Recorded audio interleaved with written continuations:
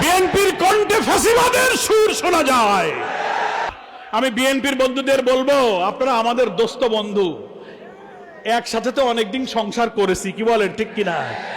20 বছরের সংসার, না হয় আজকে একটু কোনো কারণে একটু আলাদা সংসার করতেছি। রাজনীতিতে সুসম্পর্ক রাখতে হবে, ঠিক না? সব দলকে পরীক্ষা করেছেন, একটা বার পরীক্ষা করে দেখুন আল্লাহর বিধান আর সৎ নেতৃত্ব আছে, দেশটা কেমন চলে। এই পরীক্ষা করে দেখতে রাজি আছি আমরা এদেশে 79 সালের পর যে কয়েকটা গ্রহণযোগ্য নির্বাচন হয়েছে, প্রত্যেকটি নির্বাচনে অংশ নিয়েছি। এমনকি একটা সরকারের 2 জন মন্ত্রী আমরা দায়িত্ব পালন করেছি, 20 জন এমপি দায়িত্ব পালন করেছি। মঈনুদ্দিন ফখরুদ্দিনের সরকার ক্ষমতায় এসে সবাইকে গ্রেফতার করে দুর্নীতির জন্য তন্ন তন্ন করে খুঁজেছে, সব দলে দুর্নীতি পেয়েছে। জামাতের এমপি মন্ত্রীদের অনুবীক্ষণ যন্ত্র দিয়ে একটা দুর্নীতি বের করতে পারে নাই।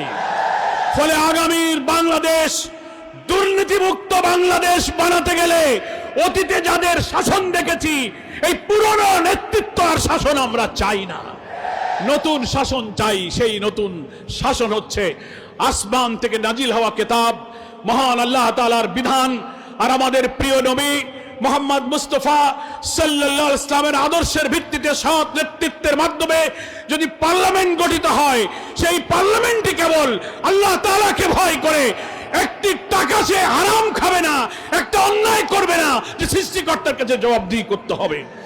যে সরকার, যে চেয়ারম্যান, যে প্রধানমন্ত্রী, যে এমপি, যে ডিসি, প্রশাসন এবং রাজনৈতিক যে নেতার অন্তরে এই আল্লাহর ভয় থাকবে, নেতৃত্বে সৎ থাকবে, সেখানেই আল্লাহ তাআলার বরকত নাজিল হবে। কি বলেন ঠিক কিনা? আল্লাহ তাআলা কোরআন মাজিদে বলছেন, আউযু বিল্লাহি মিনাশ শাইতানির রাজিম, বিসমিল্লাহির রহমানির রহিম, ওয়ালাউ আন্না আহলাল কুরা আমানু ওয়াত্তাকাউ লাফাতাহনা আলাইহিম বারাকাতিম মিনাস সামাই ওয়াল আরদ। আল্লাহ বলছেন, কোন জনপদের মানুষ যদি আল্লাহর উপরে ঈমান আনার পর প্রত্যেকটি কাজে আল্লাহকে ভয় করে দায়িত্ব পালন করে, আল্লাহ বলছেন লাফাতাহনা আলাইহিম, আমি তাদের জন্য খুলে দেব বারাকাতিম মিনাস সামাই ওয়াল আরদ, আকাশ এবং পৃথিবীর সমস্ত বরকতের দরজা সেই জাতির জন্য আমি খুলে দেব। জামাত ইসলামী সেই বরকতের বাংলাদেশ চায়, যে বাংলাদেশে দুর্নীতি থাকবে না, মিথ্যাচার থাকবে না, লুটপাট থাকবে না, খুন থাকবে না, ভিন্ন মতের উপরে নিষ্ঠুরতা, বর্বরতা থাকবে না, ন্যায় বিচার সুবিচার থাকবে। এটাই হচ্ছে ইসলাম, এটাই ইসলামের সৌন্দর্য। হিন্দু ভাইদেরকে, আমার ডুবুরিয়া, এই পাইকগাছা, তালা, কলারোয়ায় প্রচুর হিন্দু ভাইরা বসবাস করেন, তাদেরকেও আমরা বলেছি, এই কৃষ্ণ নন্দীর কাছে শুনলেন, তারা এখন বুঝতে শিখেছে সৃষ্টিকর্তার বিধান দিয়ে যদি সমাজ চলে, হিন্দু মুসলিম সব ধর্মের লোকেরা নিরাপদ থাকবে। কি বলেন?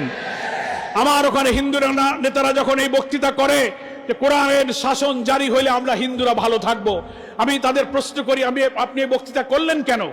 বলে, দাদা, আল্লাহ যেহেতু সকলের সৃষ্টিকর্তা, তিনি যে বিধান দিয়েছেন আমরা বিশ্বাস করি, সেই বিধান যারা মানে তারা কখনো মানুষের হক নষ্ট করতে পারে না, তারা ঘের দখল করে না, লুটপাট করে না, ডিসিআর কাটে না, মূর্তি ভাঙে না, হিন্দুদের সম্পত্তি দখল করে না। বিএনপি, জাতীয় পার্টি, আওয়ামী লীগ সব দল দেখেছি, আমাদেরকে সবাই ব্যবহার করে ভোট নিয়েছে, আমাদের ভাগ্যের কোনো পরিবর্তন হয়নি। তাই তারা বলে, আমরা এবার দাঁড়িপাল্লায় ভোট দিলে আমরা হিন্দুরা সবচেয়ে ভালো থাকবো। আমি তালার হিন্দু ভাইদেরকে বলবো, এইবার সব দলকে পরীক্ষা করেছেন, একটা বার পরীক্ষা করে দেখুন আল্লাহর বিধান আর সৎ নেতৃত্ব আছে, দেশটা কেমন চলে। এই পরীক্ষা করে দেখতে রাজি আছি আমরা। আমি বলি, সেদিন একটা লোক দেখলাম বলেছে অনলাইনে, লাঙল দিয়ে জমি চাষ করা হয়েছে, ধান বুনে ধান লাগানো হয়েছে, ধান কেটে নৌকায় ভর্তি করে বাড়ি আনা হয়েছে। কি পরিমাণ চাষ করলে কি পরিমাণ ধান হলো, কি পরিমাণ বাড়ি আনতে পারলে, দাঁড়িপাল্লা ওজন করে দেখো, দাঁড়িপাল্লা ওজন করে দেখো যে এইটা দিয়ে দেশ দুনিয়া সংসার চলবে কিনা। চলে নাই। 3 বার শাসকেরা ভোট নিয়ে ক্ষমতায় গিয়ে নিজেদের ভাগ্য বদল করেছে, মানুষের ভাগ্য বদল হয় নাই। তাই এবার দেশের প্রান্তে প্রান্তে এখন দাঁড়িপাল্লার জোয়ার দেখছি, যেখানেই যাই রিকশাওয়ালা ঠেলাওয়ালা, হকার, টেম্পুওয়ালা জিজ্ঞাসা করি ভাই ভোটের খবর টবর কি, লোকেরা যে আমারে বলে ভাই যেখানেই জিজ্ঞেস করি কয় না এবার দাঁড়িপাল্লায় ভোট দেব। কি আপনাদের এদিকে সেই খবর আছে? তাহলে আমরা আশা করতে পারি বাংলাদেশ জামাত ইসলামীর যদি আল্লাহ তাআলার দয়া হয়, এই জাতির ভাগ্যে যদি নিরাপদ বাংলাদেশ, উন্নত বাংলাদেশ থাকে, তাহলে ইনশাআল্লাহ জামাত ইসলামীর হাতে রাষ্ট্রের দায়িত্ব আসবে। আমাদের আমির বলেছেন আল্লাহ তাআলা যদি আমাদেরকে রাষ্ট্র ক্ষমতা দেন, আমরা শাসক হব না, আমরা সেবক হব। কি বলেন ঠিক কিনা? সন্ত্রাস বিরোধী এবং উন্নয়নমুখী জনপদ আমরা ইনশাআল্লাহ গড়ে তুলব। সেই জন্য এখন অন্তর্বর্তীকালীন সরকারকে একটি অবাধ এবং নিরপেক্ষ নির্বাচনের জন্য আমরা সাহায্য করছি। জুলাই সনদ 17 তারিখে স্বাক্ষর হয়েছে। অনেকে প্রশ্ন করছেন যে আপনারা জুলাই সনদ সংস্কারগুলো মেনে নিয়ে সই করেছেন, একটা দল বাদে আর সব সই করেছে, তো আবার আপনারা আন্দোলন করছেন কেন?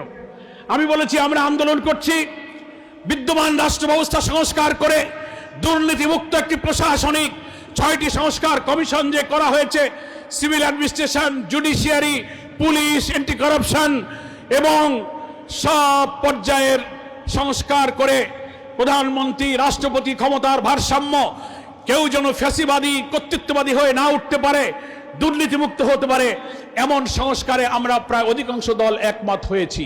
তাই আমরা সেই সংস্কারে স্বাক্ষর করেছি। এখন প্রশ্ন বাকি হলো এই জুলাই সনদটা বাস্তবায়ন করতে হবে কিভাবে। সেটার আইনি ভিত্তির জন্য ঐকমত্য কমিশনের সিদ্ধান্ত হয়েছে জুলাই সনদ বাস্তবায়ন আদেশ নামে একটা প্রেসিডেন্সিয়াল অর্ডার জারি করতে হবে, তারপর একটা গণভোট দিতে হবে। সেই গণভোটে এই সংস্কার করে নতুন রাষ্ট্র গড়ার জন্য আমরা যে সাংবিধানিক রাজনৈতিক সংস্কার করেছি তার পক্ষে জনগণ হ্যাঁ এবং না ভোট দেবে। তারপরে জাতীয় নির্বাচন হবে ইনশাআল্লাহ ফেব্রুয়ারিতে। একটি দল বাধা দিচ্ছে, তারা বলছে না একই দিনে গণভোট। আগে গণভোট তারা চায়নি, সংস্কারের অনেক জায়গায় তারা বাধা দিয়েছে।